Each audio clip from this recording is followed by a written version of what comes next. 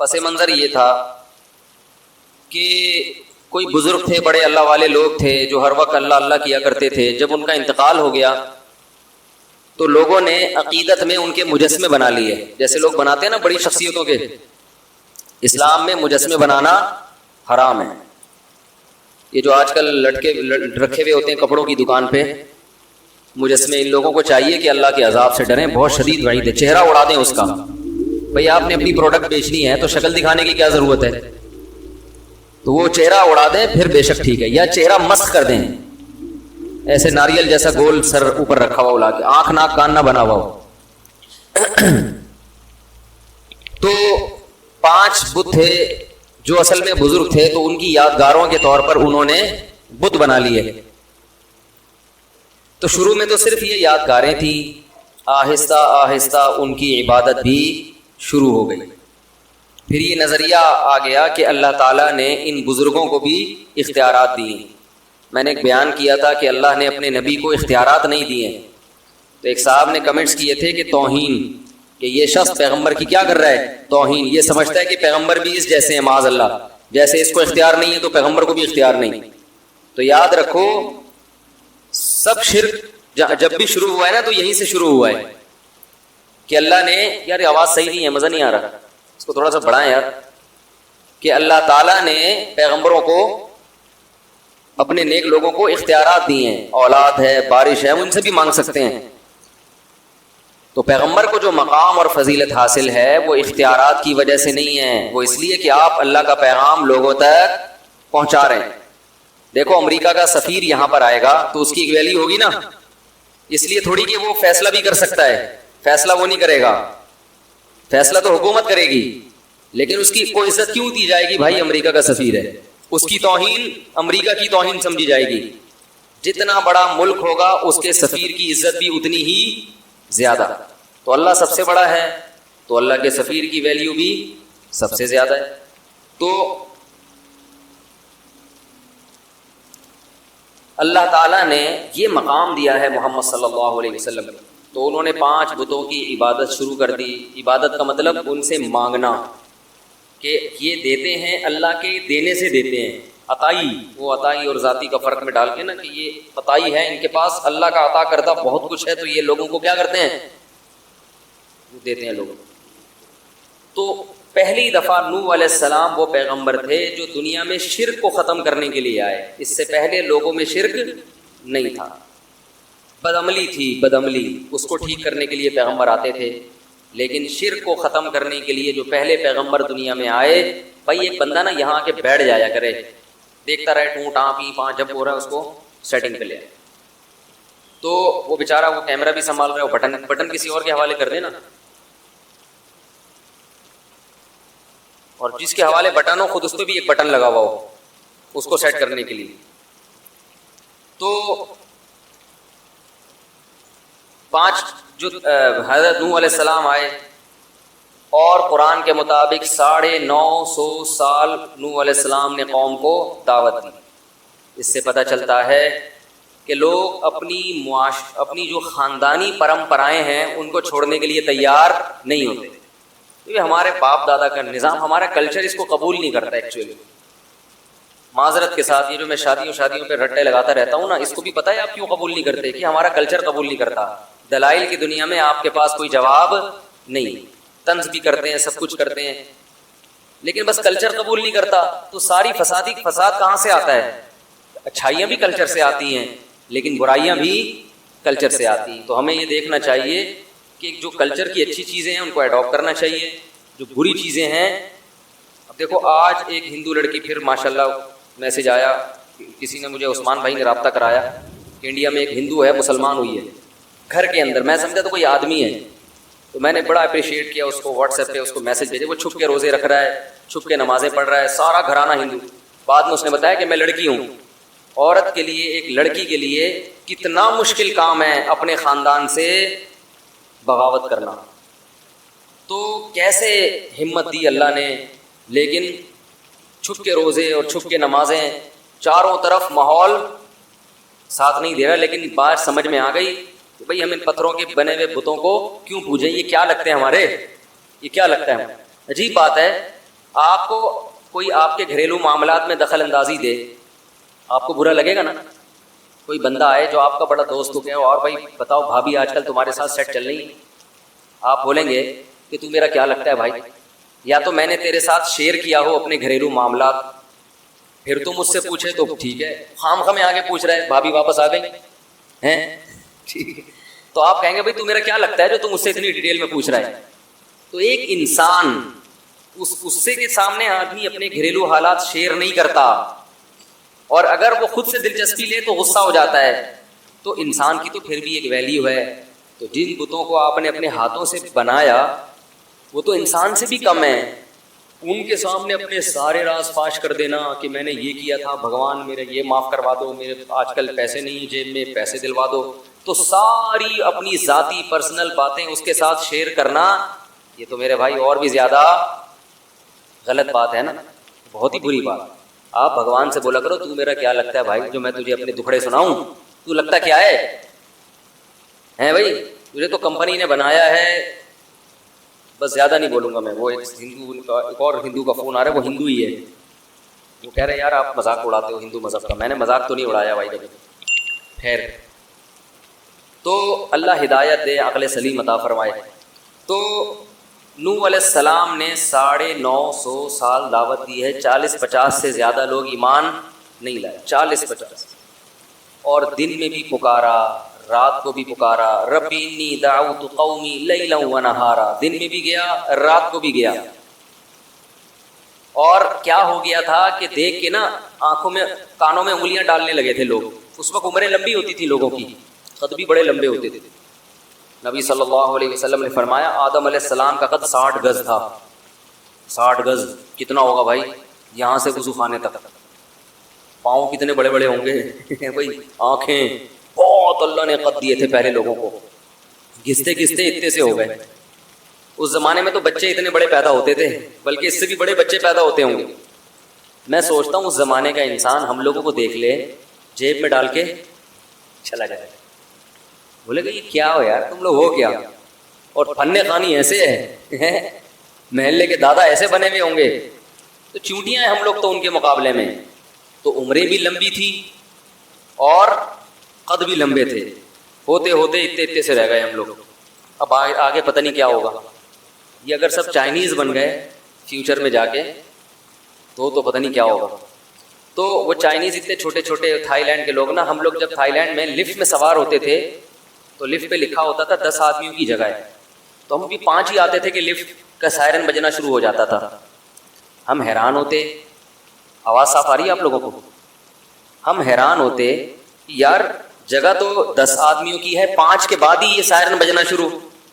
ایک دن کسی نے بتایا یہ 5 تھائی لینڈ کے لوگوں کی ہے، انڈین پاکستانی کے 5 نہیں ہیں، وہ اتنے سے ہوتے ہیں نا، تو ان کے حساب سے 5 آدمی رکھے ہوئے، 10 آدمی رکھے ہوئے انہوں نے، تو ہم لوگ والے 5 بھی کافی ہیں۔ تو اگر کوئی لاہور کا چلا گیا تو وہ 1-2 ہی کافی ہو جائے۔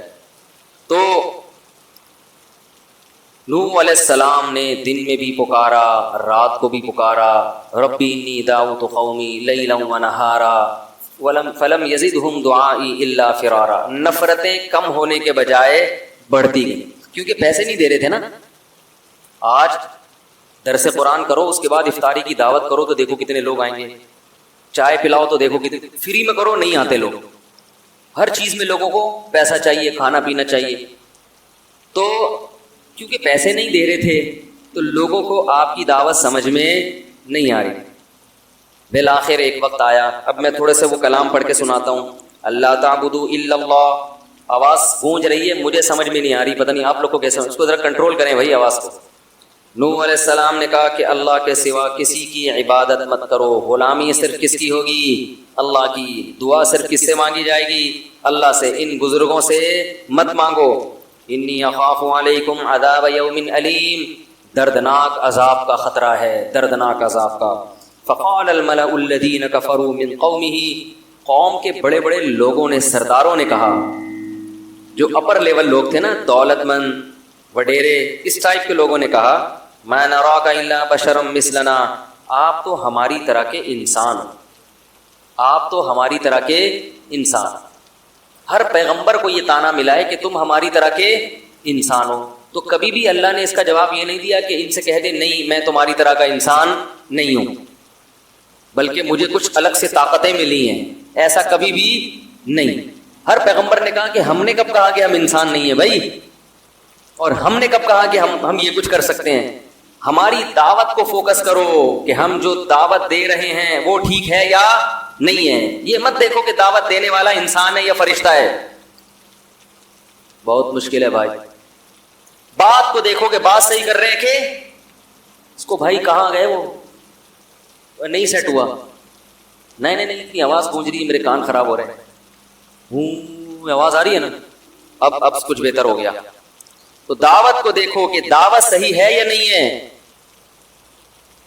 تو ما نراک الا بشرا مثلنا، کہ ہم سمجھتے ہیں کہ آپ ہماری طرح کے انسان، کھاتے ہو پیتے ہو بیمار بھی ہوتے ہو، دوا کی بھی ضرورت۔